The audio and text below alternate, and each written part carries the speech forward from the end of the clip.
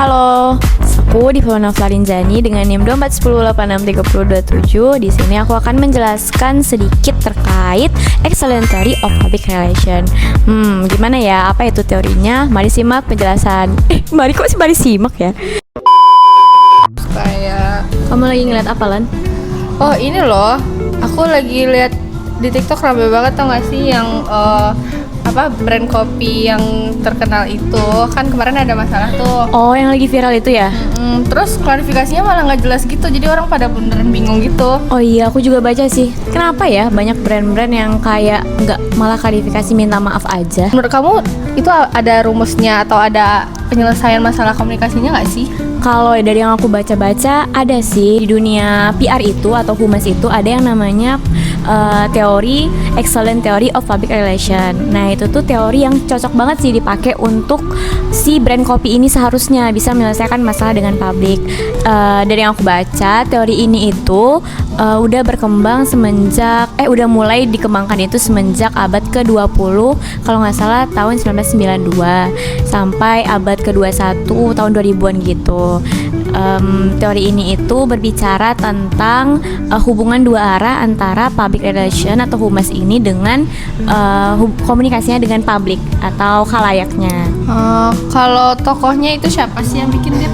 Oh iya, untuk tokohnya sendiri itu tuh yang menelitinya adalah namanya James E. Grunig atau kita sebut dengan si Grunig ini. Tapi sebenarnya dia nggak sendirian neliti ini, bareng teman-teman dan kelompoknya juga sih. Kalau nggak salah dia neliti ini selama 15 tahun lebih gitu. Udah lama ya? Tapi tahu nggak sih kenapa si Grunig dan teman-temannya ini kayak semangat banget neliti teori ini, Lan? Kenapa?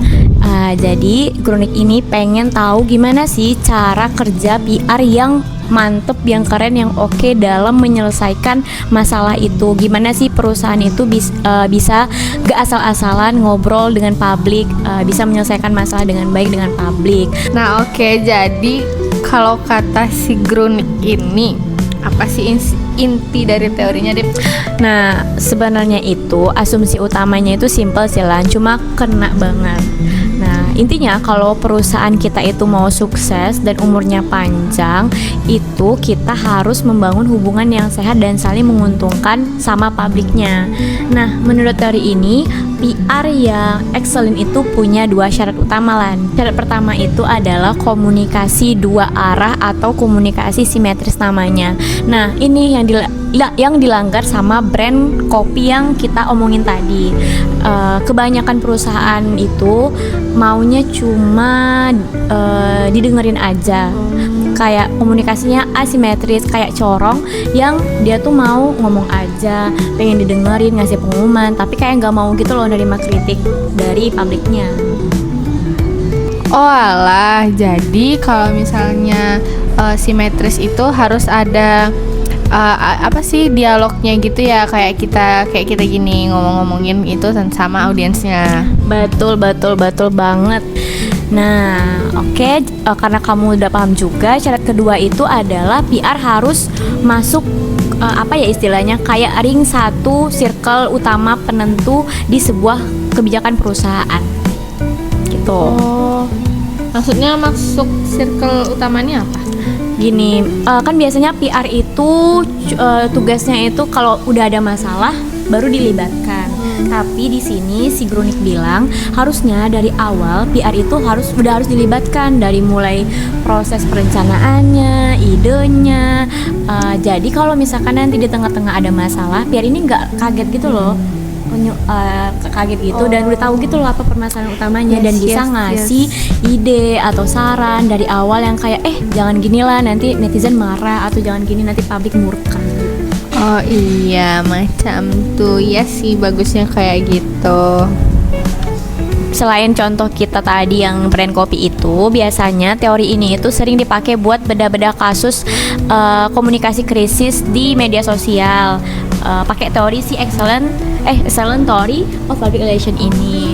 Misalnya nih ada penelitian yang menganalisis cara admin Instagram atau admin TikTok yang sebuah instansi perusahaan atau jualan dalam merespon keluhan dari pelanggannya atau audiensnya begitu.